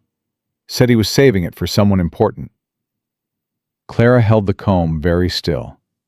Elias, I can't. Thomas would want you to have it. You don't know that. I know my brother. He'd take one look at you, a girl who swung a hatchet at a man twice her size and tore up her own bill of sale, and he'd say, that's exactly the kind of person who deserves a silver comb. Clara looked at the comb for a long time. Then she reached back and slid it into her hair. It held. It fit like it had been waiting for her. She didn't say thank you. She didn't need to. She touched the comb once with her fingertips, and that was enough. 3 days passed.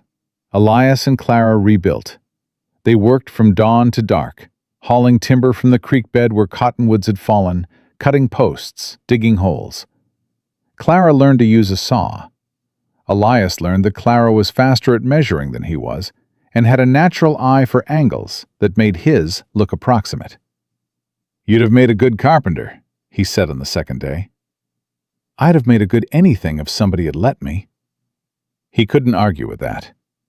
On the third day, Margaret Yates rode out with a wagon. In the back were 12 boards of milled lumber, a bag of nails, a sack of flour, and a ham wrapped in cloth.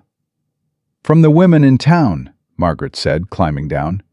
"Mrs. Harwell, Mrs. Briggs, the Cooper sisters. They heard what happened. They sent what they could." Clara stared at the wagon. The women. Not the men. The men are still deciding how they feel about it. Men are slow that way. But the women. Margaret paused. The women know, Clara. Every woman in that town has a Cyrus somewhere in her story. Maybe not chains, maybe not burns, but something.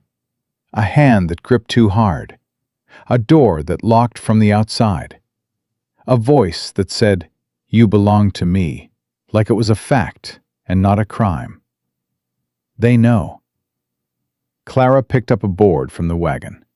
She held it against her chest like it weighed nothing and everything at the same time.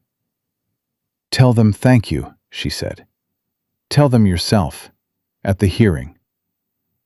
The hearing was set for Friday. Judge Pruitt rode back from Cheyenne on Wednesday.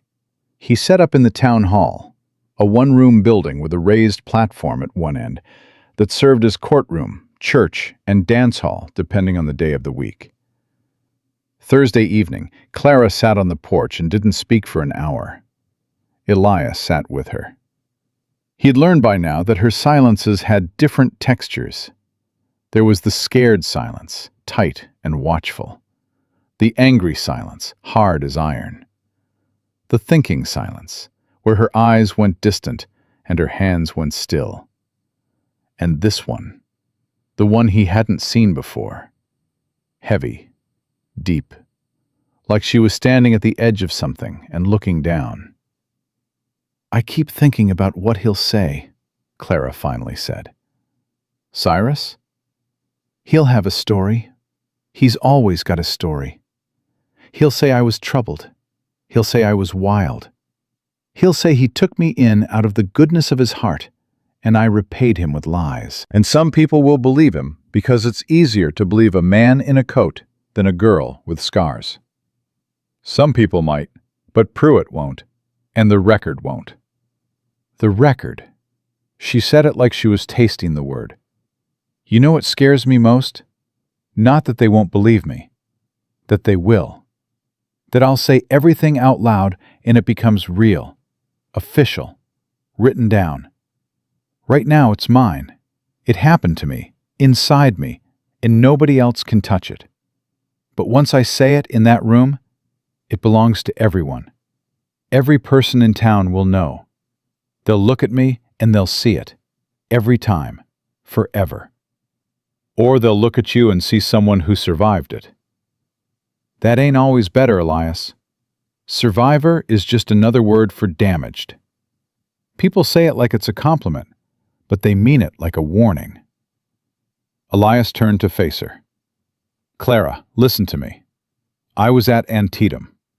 I carried my dead brother out of a cornfield. I came back to this territory and didn't speak to another human being for 3 years because I couldn't make the words come out. I know what it's like to have a story you can't tell and a wound you can't show. I know what it costs to stand up and say, 'This happened to me.' And I know that the people who matter, the ones worth a damn, don't look at you and see damaged. They look at you and see someone who's still standing." Clara's eyes were bright. Not tears, something harder, something that burned instead of fell. "Will you sit beside me?" she asked. "In the courtroom, not behind me, beside me." "Yes." "Even if I can't finish?" "You'll finish." "But if I can't?" "You'll finish, Clara. I've seen you swing a hatchet at a man's arm, and tear up a bill of sale, and ride into a town where half the people think you're property. You'll finish." Friday morning. Town was full. Every seat in the hall was taken, and people stood along the walls. Margaret Yates sat in the front row, with her hands folded in her lap, and a look on her face that dared anyone to speak out of turn. Mrs. Harwell and Mrs. Briggs sat beside her. The Cooper sisters were near the back, leaning forward. The men were there too. Ranch hands, shopkeepers, drifters. Some of them sympathetic. Some of them curious. Some of them there because they'd done business with Cyrus and wanted to see which way the wind blew before they picked a side. Marshal Briggs brought Cyrus in. His arm was in a sling. His face was pale from blood loss and opium withdrawal, and something else. Something Clara recognized. Cyrus Whitlock was scared. She'd never seen him scared before. He'd spent 3 years being the one who created fear. Feeling it was new for him, and he wore it badly. He looked at Clara. She was sitting in the front row beside Elias, wearing the gray dress Margaret had given her, the silver comb in her hair. Boots on her feet, back straight, hands steady. Cyrus looked away first. Judge Pruitt called the hearing to order. He was efficient. No speeches, no grandstanding. He stated the facts. Cyrus Whitlock was charged with assault, unlawful indenture of a minor, arson, and attempted kidnapping. Clara May Whitlock was the primary witness. "Miss Whitlock," Pruitt said, "whenever you're ready." Clara stood up. She walked to the front of the room. She turned and faced every person in it. The women who'd sent lumber. The men who'd done business with Cyrus. The marshal who'd been too slow. The drifters who didn't care. All of them. She started talking. She told them about the day Cyrus took her, about the first night, about the boarded windows and the locked doors. She told them about the fingers, how he'd bent them backward over the edge of the table and pushed until they snapped, one and then the other, while she screamed into a rag he'd stuffed in her mouth. She told them about the cigar burns, 7 of them, one for each time she'd tried to resist, administered with the calm precision of a man performing a routine task. She told them about the bridge, about standing on the rail and looking down at the water and deciding not to jump. Not because she wanted to live, but because she refused to let him be the last chapter of her story. She told them about the auction yard, about being chained between mules, about the men who walked past and didn't stop, about the flies on her feet, and the heat on her skin, and the way Griggs talked about her like she was a mule with a different shape. She told them about Elias. "He didn't rescue me," she said. "I need you to understand that. He didn't ride in on a white horse and sweep me away. He walked into an auction yard to buy a draft horse because his ranch was failing. He saw me chained to a fence, and he made a choice. He gave up his brother's rifle, the last thing he had of a boy who died at 17 in a cornfield, and he traded it for my freedom. Not for me, for my freedom. There's a difference, and that difference is the whole point." The room was silent. Not the polite silence of people waiting for a speaker to finish. The hard silence of people who are hearing something they can't unhear. "I am not property," Clara said. "I was never property. No piece of paper makes a person property. No signature forced from a child's hand makes it legal. No man's debt gives him the right to sell another human being. I know that. Elias Boone knew that the second he saw me. The question is whether this town knows it." She looked at Cyrus. He was staring at the floor. His good hand was trembling. "I'm done," she said. "That's my story. All of it. And I ain't ever telling it again." She walked back to her seat and sat down beside Elias. He didn't touch her. He didn't need to. She could feel him there, solid, steady, unmoving, and that was enough. Pruitt didn't ask for a closing statement. He didn't need one. "Cyrus Whitlock," he said, "you are hereby charged and bound over for trial. The indenture document is declared null and void. Miss Whitlock is a free citizen of Wyoming Territory, with full rights and protections under the law. Any attempt to contact, approach, or claim custody of Miss Whitlock will result in immediate imprisonment. Marshal Briggs, remove the defendant." Briggs took Cyrus out. The door closed behind them. The room exhaled. Margaret Yates stood up. She started clapping. Slow, deliberate. One person clapping in a room full of people who weren't sure what to do. Then Mrs. Harwell stood and joined her. Then Mrs. Briggs. Then the Cooper sisters. Then a rancher in the back row that Clara didn't know. Then another. Then another. Clara sat in her chair and let the sound wash over her. She didn't stand. She didn't wave. She pressed her palms flat against her knees and breathed. Elias leaned toward her. "You finished?" "I finished." "Told you." "Don't gloat, Elias. It ain't attractive." He almost laughed. Almost. They rode home in the late afternoon. The mare was stronger now, rested, fed, moving with purpose instead of pain. Clara rode. Elias walked beside her, the Winchester across his back, in the spot where Thomas's rifle used to live. When they reached the ranch, the sign was still on the gatepost. "No one owns another." The charcoal letters were fading in the weather, but still readable. Clara dismounted and stood in the yard. She looked at the half-rebuilt barn, the mended fences, the cabin with a door standing open, the creek running clear. "Elias." "Yeah?" "I need to ask you something, and I need you to answer honest." "I always answer honest." "I know. That's why I'm asking." She turned to face him. "What are we?" Elias was quiet. He set the rifle against the porch rail and took off his hat and held it in his hands. "What do you want us to be?" he said. "I asked first." "Yeah, you did." He looked at the hat in his hands. "I think we're two people who found each other at the worst possible time and somehow didn't make it worse. I think you're the bravest person I've ever met, and I include every man I served with at Antietam. I think I'm a broke rancher with a bad back and a rebuilt barn, and no business feeling what I feel." "What do you feel?"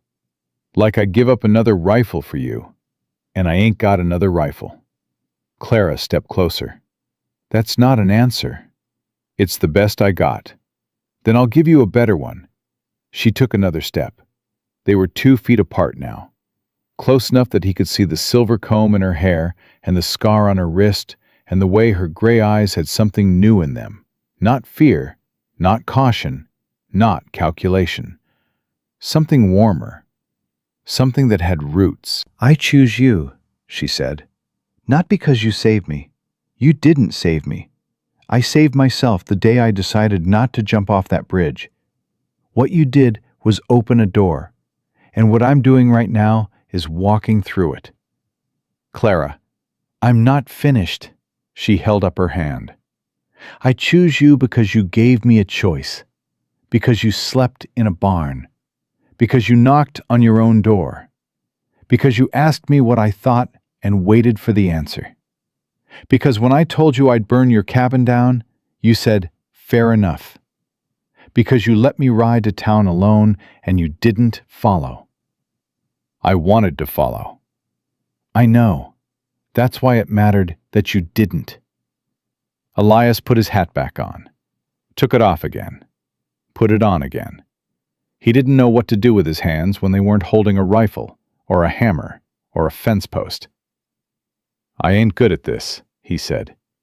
"Neither am I. We'll figure it out." He looked at her. Are you saying?" "I'm saying I'd like to stay. Not because I have nowhere else to go. Because there's nowhere else I want to be. And when you're ready, when we're ready, I'd like it to be more than staying. More than staying, if that's what you want. Clara, I've wanted that since you threatened to burn my house down. This time she did smile, a real one. The first one he'd seen. It changed her whole face, broke it open, let the light in, turned those hard gray eyes into something that looked like mourning. Well, she said, don't get ahead of yourself, Elias Boone. A girl likes to be asked proper. I'll work on that. You do that. She walked inside. He stood in the yard and put his hat on crooked and straightened it and took it off and held it against his chest like a man at a funeral or a wedding, which in some ways are the same thing, the death of one thing and the birth of another. The weeks that followed were the quietest of Elias Boone's life, and the fullest. They rebuilt the barn together, board by board, nail by nail, until it stood solid and square with a new roof that didn't sag. Clara learned to shoot, not because Elias told her to, but because she asked. She was a natural, steady hands, patient eye. By the second week, she could hit a tin can at 50 yards, and by the third, she was better than him, and neither of them mentioned it. She learned to ride the property alone, not to escape. She'd never needed escape routes again after the night of the fire. She rode because the land was beautiful and big and open and belonged to no one and everyone at once, and because moving through it on horseback with the wind in her face and the silver comb in her hair was the closest thing to flying she'd ever felt. Elias filed a deed change at the land office in town. The clerk looked at the paperwork and looked at Elias and said, "You're adding a name to the deed?" "Yeah." "You two married?" "Not yet." "Then I can't add her to a deed of ownership." Territory law requires she owns half the fence posts, half the lumber, and half the sweat that went into rebuilding that barn. She owns half because she built half. I don't need a law to tell me that. Just put her name on the paper. The clerk looked at him for a long moment. Then he picked up his pen. A month after the hearing, a traveler passed through, stopped at the ranch for water. Elias filled his canteen, and the man leaned against the fence and looked at Clara, who was in the corral working with the mare. "That's your wife?" the man asked. "That's Clara." "She's young. Where'd you find her?" Elias looked at the man, looked at him hard enough that the man stopped smiling. "She found herself," Elias said. "I just happened to be standing nearby." The man left quickly. Clara came over and leaned on the fence. "What did he want?" "Water." "What else?" "To be nosy." "What'd you tell him?" "The truth." Clara nodded. She reached over and straightened his hat, which was sitting crooked again because it was always sitting crooked. "Elias?" "Yeah?" "Ask me." He blinked. "What?" "You heard me. Ask me. I told you a girl likes to be asked proper. It's been a month. I've been patient. I've rebuilt half your ranch and shot more tin cans than I can count. And I've waited. Now ask me." Elias took off his hat. He held it against his chest. He looked at this girl, this woman, who'd been chained in an auction yard and had stood up in a courtroom and told her story to a room full of strangers, and had swung a hatchet at a man's arm, and had torn up the paper that called her property, and had ridden alone into a hostile town for a rifle, and had chosen, every single day, to stay. "Clara May Whitlock," he said. "Yes, Elias Boone." "Will you marry me?" "No." His face went white. Clara grinned, the second real smile he'd ever seen, wider than the first, wilder. "I won't marry you," she said, "but I'll marry with you. There's a difference. You taught me that. The difference between for and with, between bought and freed, between owning and choosing. So no, I won't marry you, but I will stand beside you under that cottonwood tree by the creek, and I will say yes in front of whoever shows up, and I will mean it. Not because I need you, because I want you. And wanting is the only honest reason to stay. Elias Boone, a man who hadn't cried since Antietam, felt something hot and unfamiliar in the corner of his eyes. "That's a yes?" he said. "That's a yes, you fool." They were married on a Sunday in August, under the cottonwood tree by the creek. Margaret Yates came. Mrs. Harwell came. The Cooper sisters came. Marshall Briggs came, looking uncomfortable in a clean shirt. Even Pruitt rode out from Cheyenne, said he wanted to see how the story ended. Clara wore the gray dress and the silver comb. Elias wore his only clean shirt and his hat, which was still crooked. A traveling preacher said the words. Clara said hers. Elias said his. And when it was done, Clara took a piece of charcoal and walked to the gatepost. She crossed out the old sign. Underneath it, she wrote in careful letters, "Boone and Whitlock Ranch." Elias looked at it. "You kept your name."